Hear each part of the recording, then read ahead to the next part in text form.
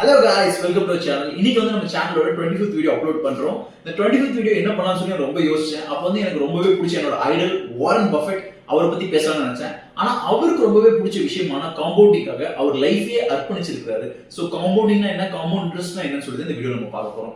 காம்பவுண்டிங்னா என்ன, காம்பவுண்ட் இன்ட்ரெஸ்ட்னா என்ன, இது நம்ம வாழ்க்கையில் என்ன ரோல் பிளே பண்ண போகுது, இதோட மிகப்பெரிய ஸ்டோரிஸ் என்ன, இதை வச்சு நம்ம எப்படி பணக்காரன் ஆகிறது, இதெல்லாம் தான் இந்த வீடியோ நம்ம பார்க்க போறோம். காம்பவுண்டிங்னா சிம்பிளா சொல்லணும்னா ஒண்ணுமே இல்லைங்க. உங்க கையில ஒரு இனிஷியலா ஒரு பணம் இருக்கு, அந்த பணத்துக்கு வந்து நீங்க ஒரு இன்ட்ரெஸ்ட் சம்பாதிக்கிறீங்க, அந்த இன்ட்ரெஸ்ட்க்கு இன்னொரு இன்ட்ரெஸ்ட் சம்பாதிக்கிறது பேர் தான் காம்பவுண்டிங். அதாவது குழந்தை பிறந்து அது ஒரு குட்டி போட்டு அந்த குட்டிக்கு நீங்க ஒரு சட்டி போடுறதா வந்து காம்பவுண்டிங், இந்த காம்பவுண்ட் இன்ட்ரெஸ்ட்.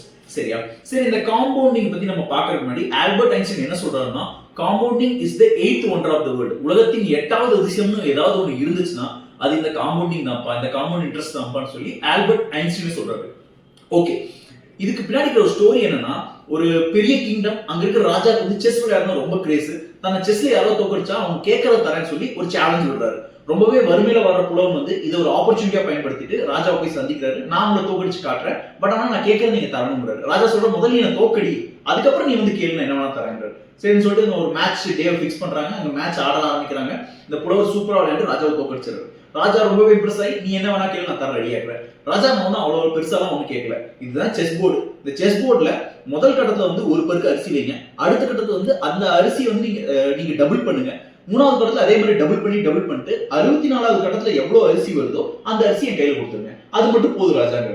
ராஜாக்கு சிரிப்பு குபீர்னு வந்துருச்சு. ஏன் நீ தங்கம் கேப்ப, வைரம் கேப்ப, வெள்ளி கேப்பன்னு நினைச்சா இம்புட்டு அரிசி, அது நான் 64 கட்டத்துக்கு நான் வைக்க சொல்றேன், டபுள் பண்ணி வைக்க சொல்றேன், அது இத்தினோடு தானே வரும், அதை வச்சு நீ என்னையா பண்ண போற அப்படிங்கிறது. ராஜா வந்து சரி சிரிச்சுட்டே, யாருங்க யாராவது வந்து என் கேட்கறது கொடுத்துடுங்கப்பா, ஏதாவது சாக்கு ஏதாவது கொண்டு வந்து ஃபில் பண்ணி கொடுத்துட்டு போங்கப்பா அப்படிங்கிறாரு. ராஜாக்கு புரியல. இங்க புலவர் வந்து காம்பவுண்டர்ஸ் வந்து ரொம்பவே சூப்பரா தெளிவா பிளான் பண்ணி எக்ஸிக்யூட் பண்ணியிருக்கிறாரு. சரி, முதல் கட்டத்துல 1, 2, 4, 8, 16, 32, 64, 128 இப்படின்னு சொல்லி போயிட்டே இருக்கு. கடைசி அந்த 264வது கட்டத்துக்கு அவங்க எண்ணும் போது அவங்க ஆக்சுவலா அந்த 35வது கட்டத்திலே அவங்க தோத்துட்டாங்க. பட் ஆனா அந்த 64வது கட்டத்தை நம்ம எண்ணி பார்க்கும்போது 18 குவிண்டிலியன் அரிசி பருக்கைகள். குவிண்டிலியன்னா அதாவது ஒரு கோடிக்கு வந்து ஒண்ணுக்கு பின்னாடி 7 ஜீரோ இருக்கும். குவிண்டிலியன்னா ஒண்ணுக்கு பின்னாடி 18 ஜீரோஸ் இருக்குமா. அதாவது நம்ம இந்த உலகத்துல இருக்கிற எல்லா இடத்துலயுமே வந்து ஒரு வருஷத்துக்கு தேவையான அரிசி பருக்கை வந்து நீங்க கொண்டு வந்தாலும் அந்த அரிசி பருக்கை கொண்டு வந்து ஒரு இடத்துல வைக்கிறீங்க. அதே மாதிரி 2000 வருஷத்துக்கு ப்ரொடியூஸ் பண்ற அரிசிகளை கொண்டு வந்து வச்சா மட்டும்தான் அதை உங்களால மேட்ச் பண்ண முடியும். 2000 வருஷம் உலகத்துல எல்லா இடத்துலயும் அரிசி ப்ரொடியூஸ் பண்ற கணக்கு, அதாவது 20 செஞ்சுரிஸ். யாராலையுமே அந்த அளவுக்கு அரிசியை மேட்ச் பண்ணவே முடியாது. ராஜா வந்து ஆப்வியஸ்லி தோத்துட்டாரு. சொல்றாரு புலவர்கிட்ட, நான் என் பெட்ல தோத்துட்டேன்ப்பா, என்னால நான் கொடுத்த வாக்க காப்பாற்ற முடியல, சோ இந்த அரசாங்கத்தையும் உனக்கு தரேன்னு சொல்லிட்டு இந்த புலவரை வந்து கிங் ஆக்குறாங்க. அதுக்கப்புறம் அவங்க ஃபேமிலி ரொம்பவே ஹாப்பியா வர்றாங்க. இந்த ஸ்டோரியை நான் ஏன் சொன்னேன்னா, காம்பவுண்டிங்கோட பவர் உங்களுக்கு புரிய வைக்கிறதுக்காக சொன்னேன். இந்த ஒவ்வொரு கட்டத்திலையும் டபுள் ஆகுதுன்னு சொல்றாங்கல்ல, இந்த டபுள்ஸ் எல்லாம் நம்ம எப்படி பயன்படுத்த முடியும் நீங்க கேக்குறீங்க, எனக்கு புரியுது.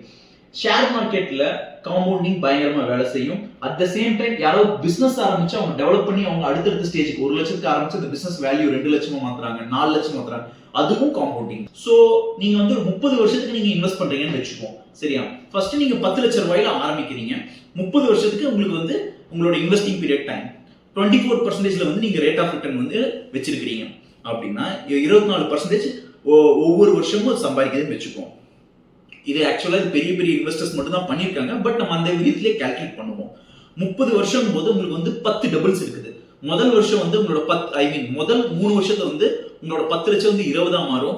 அடுத்த 3ல வந்து 40, அதுக்கடுத்து வந்து 80, அதுக்கடுத்து வந்து 1 கோடியே 60 லட்சம், அதுக்கடுத்து வந்து 3 கோடியே 20 லட்சம், அதுக்கடுத்து வந்து 6 கோடியே 40 லட்சம், அதுக்கடுத்து வந்து 12 கோடியே 80 லட்சம், அதுக்கடுத்து வந்து 25 கோடியே 60 லட்சம் சம்திங் வரும். நம்ம 25ன்னு எடுத்துப்போம். அதுக்கடுத்த வருஷம் வந்து 50 கோடி, அதுக்கடுத்த வருஷம் வந்து 100 கோடி. அதாவது 30 வருஷத்துல நீங்க 10 லட்சம் ரூபாயில ஆரம்பிச்சது உங்க கையில 100 கோடியா வந்து நிற்கும்.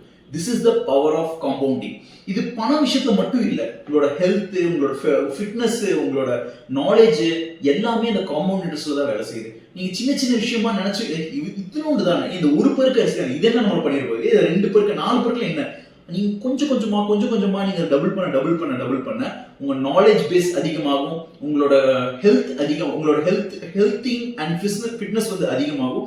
அட் த சேம் டைம் உங்களோட பர்சனாலிட்டியில நீங்க காம்பவுண்டிங் பண்ண ஆரம்பிச்சிட்டீங்கன்னா நீங்க வேற லெவல் பர்சனாலிட்டியா கூட வரலாம். இதெல்லாம் தான் பெரிய பெரிய ஆக்டர்ஸ், உங்களோட அத்லெட்ஸ் அவங்க எல்லாருமே இந்த விஷயத்தை தான் பயன்படுத்துறாங்க. ஸோ காம்பவுண்ட் ட்ரெஸ் பத்தி எனக்கு தெரிஞ்ச விஷயத்தை நான் உங்களோட ஷேர் பண்ணிட்டேன். நீங்க என்ன நினைக்கிறீங்கன்னு சொல்லி கீழே கமெண்ட் பண்ணுங்க. தேங்க்யூ.